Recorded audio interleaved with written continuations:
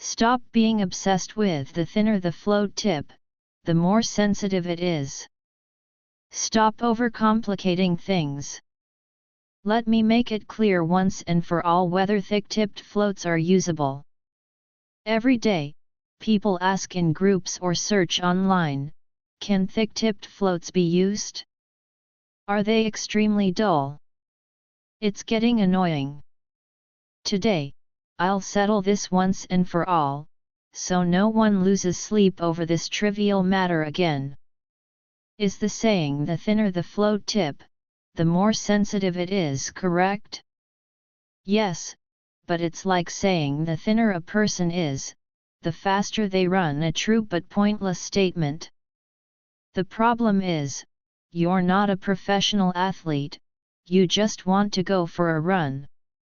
Do you really need to starve yourself to look like a stick? Fishing is no different. Ask yourself 2 questions first. Do you have poor eyesight, or do you prefer fishing at a distance? Are you aiming to catch large-sized fish? If either applies to you, stop obsessing over sensitivity. It has nothing to do with you. Why?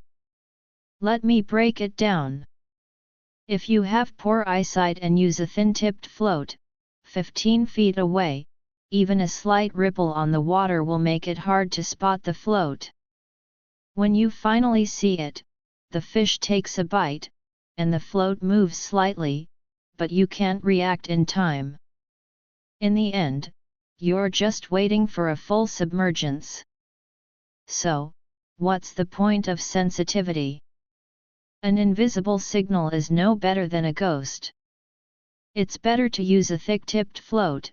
Even a small nod from the fish will show a clear half-eye movement. A visible dull signal is 100 times better than an invisible sensitive one. It's like someone using a 20-foot rod with a tiny 1-gram float, claiming it's sensitive. But when the wind blows, they can't even cast the line. Talking about sensitivity here is just self-torture. Now, let's talk about big fish. Do you think a 7 to 8 pound carp eats bait like a small crucian carp, nibbling delicately?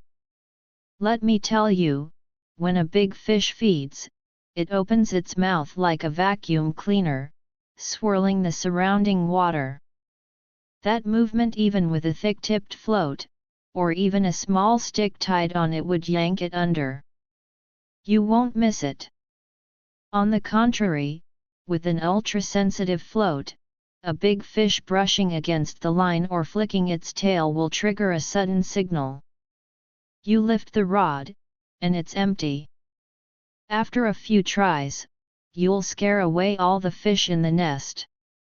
So, when targeting big fish, sometimes you need to be dull, filter out all false signals and wait for a solid, definite bite. So how do you choose and adjust the float? Choosing the float. If you have poor eyesight but want to catch small fish, I recommend a spiral-tipped float. You can see it clearly no matter how it spins, better than flat-tipped ones, which turn into a blurry line when rotated.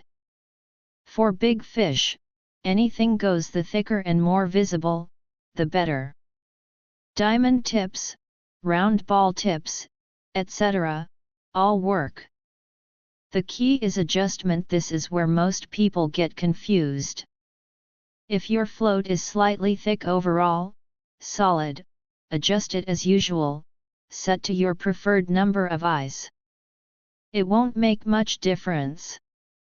The tricky ones are floats with a thin lower part and hollow, thickened top sections. Those thick parts have huge buoyancy. Here's a simple, foolproof method. When adjusting, keep all thick sections above the water. When fishing, keep all thick sections exposed, plus 1 to 2 extra thin sections. Example, a float with 3 thickened top eyes. Adjust it to 4 eyes in mid-water, empty hook, so the 3 thick sections plus 1 thin section are visible. When fishing, set it to 4 or 5 eyes. Some ask, I can't see the thin section below. You don't need to. Just know it's there.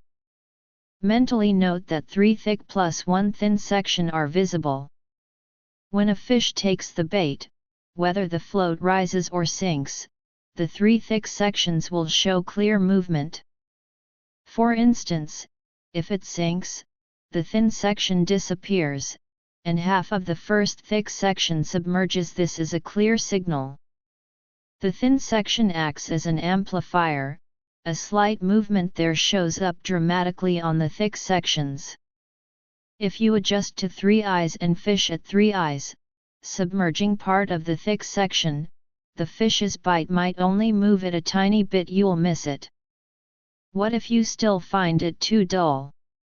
In winter, when fish bites are as light as a mosquito's hum, and you have poor eyesight but must use a thick-tipped float, try these.